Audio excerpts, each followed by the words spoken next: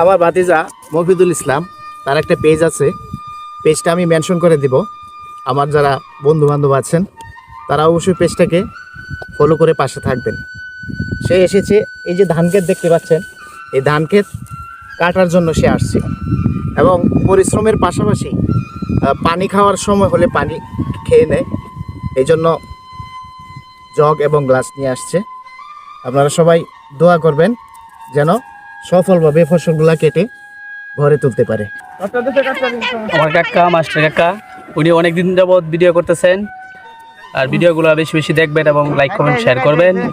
আমিও আমার একটা পেজ আছে, নাম মফিদুল ইসলাম সাগর, তা আমার পেজটা একটু ফলো করে দিবেন। আর কি বলবো আপনাদের, এখন ধান কাটতে আসছি। আমরা গ্রামের মানুষ কৃষিকাজ করে জীবিকা নির্বাহ করি, আর পাশাপাশি আমি একটা ব্যবসাও করি। সবার কাছে দোয়া চাই, ওইটাই। গ্রামের মানুষ সব কিছুই করতে হয়, ব্যবসার পাশাপাশি, চাকরির পাশাপাশি, ফসল উৎপাদন সব কিছুই করতে হয়। সব মিলিয়ে ভালোই লাগে সব কিছু। ভালো থাকবেন, দোয়া চাই।